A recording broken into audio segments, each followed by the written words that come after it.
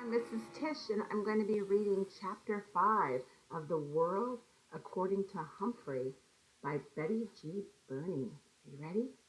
We're starting on page 33. Plans are hatched. When Mr. Morales went into the kitchen to get a glass of water, I carefully opened the lock that doesn't lock and slipped out of my cage. I leaped over to the chair, then scampered down to the floor and hid in the corner behind the long curtains. Mr. Morales returned and sat down again. The children were still thumping and bumping and were now screaming and screeching as well. Say, Humphrey, maybe you need some water too, he said and leaned toward my cage. Mr. Morales gasped when he saw it was empty. Humphrey, where did you go? Oh, I should have known you'd escape. I'd run away from those kids if I could too, but do me a favor, Humphrey. Please come out. In a panic, he darted around the room. The kids in room 26 will hate me if I lose you, he said. I felt sorry for Mr. Morales, so I scratched around a little. There you are, he said, bending down to look at me. Now let's get you back in your cage. Not quite yet, I thought. He reached down to pick me up, and I scampered forward just a few inches past his hand. Don't do this to me, Humphrey, he said. Cooperate. But I wasn't doing anything to him. I was doing something for him. Work with me, he said, but this time to himself. Maybe, hey, that's it. He looked down at me. With your help, Humphrey? Mr. Morales really swung into action then. He raced upstairs. The thumping and bumping stopped. When he raced back downstairs, Willie and Brenda were with him. Close all the doors, Willie, he said. But, Dad, Willie whined. Close them, his father repeated firmly. Now. Willie closed all the doors. You two scared poor Humphrey with your screaming and poking and thumping. We may never see him again, he told them. Brenda burst into tears. Humphrey's dead, she sobbed. No, Humphrey's too smart for that, Mr. Morales told her. But he will run away if you two aren't nice to him. Right. You have to be pretty smart to be a principal. Now, do you want to help me get Humphrey back? Yes, the children shouted. Mr. Morales explained the plan. He said the only way they'd get me back in my cage was if they worked together. And they could only work together if they listened to him, really listened. So they were quiet. I'm pretty sure he's still in the room. Our job is to lure him back in the cage, Mr. Morales whispered. He put my cage in the middle of the floor. Then he went to the kitchen and got a handful of sunflower seeds. Willie and Brenda helped him make a trail of seeds across the floor leading up to the cage. Good, said Mr. Morales. Now we have to be very, very quiet and wait for Humphrey to pick up the seeds. But if you say anything or if you even move, you might scare him. We'll be quiet, Dad, said Willie. Brenda agreed. They all sat on the sofa. Willie whispered. Of course, Brenda answered. Dad's smart. Well, he's not the only one. I waited for a while. After all, the Morales children needed all the practice staying quiet they could get. When Willie got restless, I started skittering along the floor. I hear him, said Brenda. Shh, said Willie. I waited a few more seconds, then scrambled out of the corner and grabbed the closest seed. I could hear loud gasps from the children, but I pretended not to notice. I scurried towards the second seed. This plan Mr. Morales and I came up with was tasty, tasty, tasty. I could almost feel the 3 pairs of eyes fixed on me, but I ignored them. I grabbed up the third and fourth seeds, hid them in my cheek pouch, then stopped right outside the open door of my cage. Inside, Mr. Morales had left a lovely pile of sunflower seeds. It was nice to be free, but my cage was home after all. Besides, until the day somebody fixes the lock that doesn't lock, I can get out whenever I want. The kids were still quiet, so I made a run for the cage. Mr. Morales quickly closed the door, and the children began to cheer. We did it, said Brenda. Dad's the smartest man in the world, said Willie. Hey, you kids help. When we cooperate and work together, we make a pretty good team, Mr. Morales told them. Lo mejor, Willie agreed. The best. Mr. Morales squatted down and winked at me. Of course, Humphrey helped too. I'll say. The rest of the weekend with the Morales family was fine. Sometimes the kids started interrupting their dad or mom, but Mr. Morales just reminded them that they could be polite if they tried. William further tried.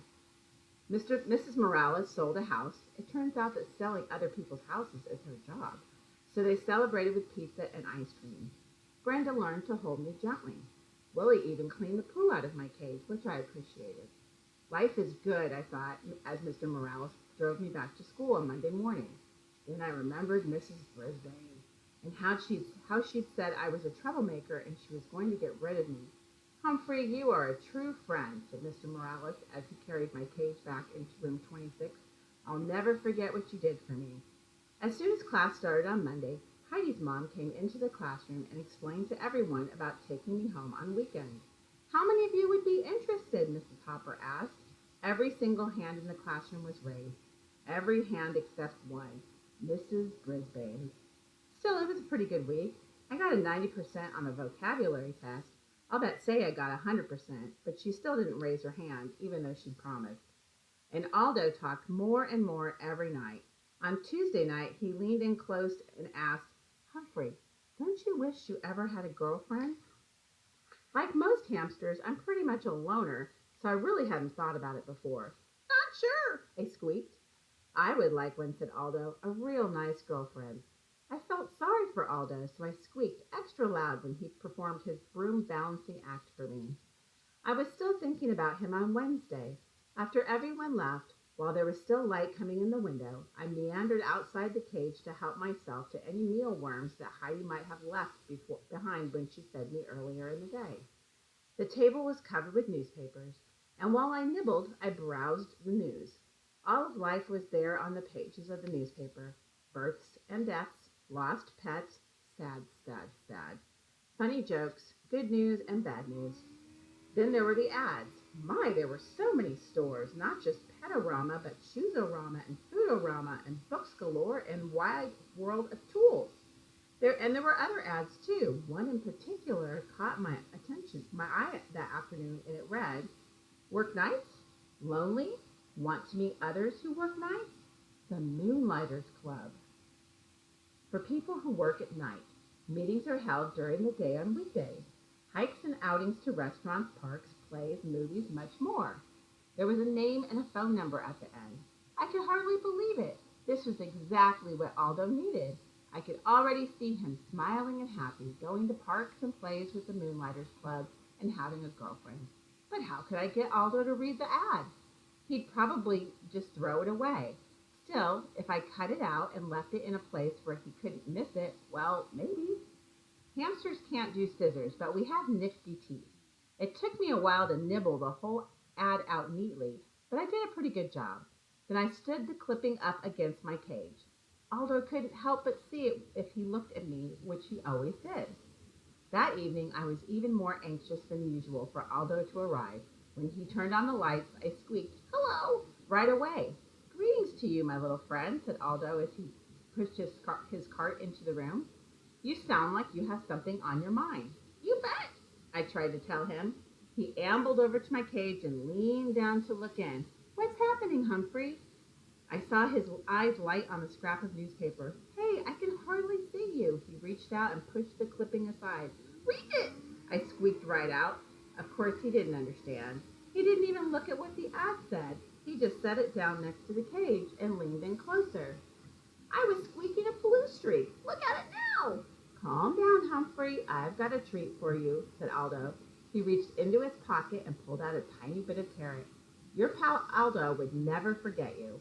My heart sank. You try to help a human and they don't even pay attention. But as you know, I don't give up easily. I squeaked happily while he balanced his broom on one finger as usual. But my mind was on the Moonlighters Club and how to get Aldo there. After he left, I scrambled out of my cage, picked up the newspaper clipping and tucked it inside my notebook. Then I hid the notebook behind my mirror. If I didn't, somebody mean, like Mrs. Brisbane, might throw it away. I was still wondering what to do with it the next day when Mrs. Brisbane rolled in a cart with a big machine on it. This is the overhead projector, she told the class. I'm going to use it for some math work. When Mrs. Brisbane turned the machine on, a bright light was projected onto the wall. Then she placed a paper map on the glass, and suddenly That map showed up really big on the wall. She could write on it and draw on it, and you could see everything she wrote. A machine like this could come in very handy, I thought. So when Mrs. Brisbane turned the machine off and sent my classmates off to lunch, I thought about that machine. When AJ cleaned my cage and changed my water and bedding, I thought about that machine. I thought about it so hard, I suddenly came up with a really good plan, but it would be difficult to carry out and dangerous as well. Tip 5. If a hamster manages to escape his cage, you can sometimes lure him back in with a trail of sunflower seeds. Guide to the Care and Feeding of Hamsters, Dr. Harvey H. Hammer.